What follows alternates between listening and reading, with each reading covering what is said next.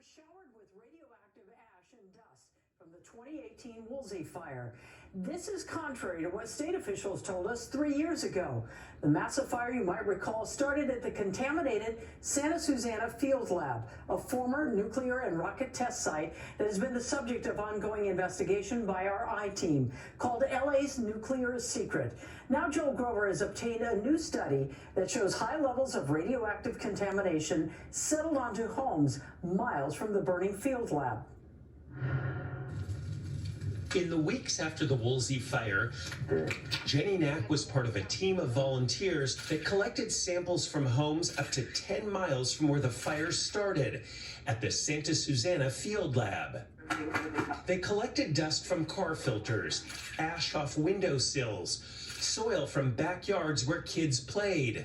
Knack has a background in data collection, but is also a mom who lives in Simi Valley, just 5 miles from where the Santa Susana Field Lab is located. As the I-team has reported for years, the field lab, where the Woolsey fire started, is contaminated with radioactive and chemical waste from decades of rocket tests and nuclear accidents. What were your fears?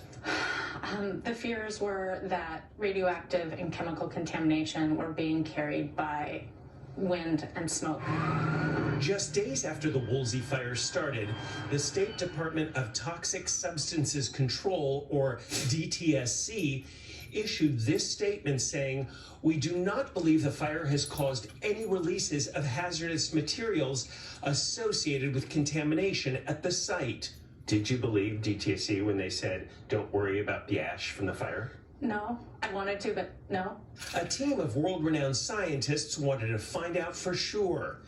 Dr. Marco Kaltofen, who has studied environmental disasters around the world, led the research. Kaltofen recruited people like Jenny Knack to collect 360 ash, dust, and soil samples in the weeks after the Woolsey fire, analyzed them for radioactive particles, and just released their study in this peer-reviewed article. Is it clear to you that the radiation found in some communities was from SSFL? The data left very little doubt.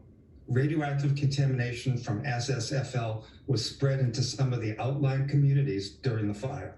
The majority of samples collected showed just background or normally occurring levels of radiation, but 11 samples showed significantly elevated levels of radioactive materials. The worst sample was found 9 miles from the field lab in Thousand Oaks, at 19 times above normally occurring levels of radiation. For years, doctors have told the I-team they're concerned about radiation that can migrate from Santa Susana to neighboring communities. If the wind is blowing and carrying radiation from Santa Susana, it doesn't stop because there's a fence. There's absolutely a link to radiation and cancer. One of the most contaminated sites in California. As the I-team first reported in 2015, every single house in my street had cancers. Many people who live near Santa Susana believe their cancers were caused by radioactive and chemical dust. How many think your cancers or cancers in your family are related to Santa Susana?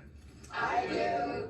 But most of the contamination still remains, according to government documents. We can't lessen the cleanup standards because it will continue to move off-site. Whatever we leave up there has the potential to move in wind, fire, and rain. Boeing is the current owner of most of Santa Susana. The I-team asked Boeing to talk to us for this story.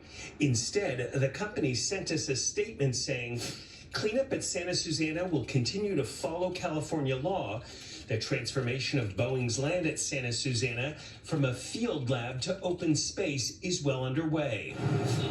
The DTSC also wouldn't talk to us, but sent a statement saying Cal EPA and DTSC have also been participating in non-binding mediation with Boeing to hold Boeing accountable to its 2007 cleanup obligations. Neither DTSC or Boeing would comment about Dr. Kaltofen's study. Kaltofen says his big concern is that another wildfire could eventually burn through Santa Susana before much of the contamination is cleaned up. We could see that the more contaminated parts of the laboratory might be burned in the next fire. This is what we see when the lesser radioactive places burn.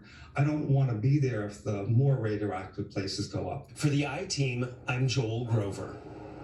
Now, as we go to the weather, let's take a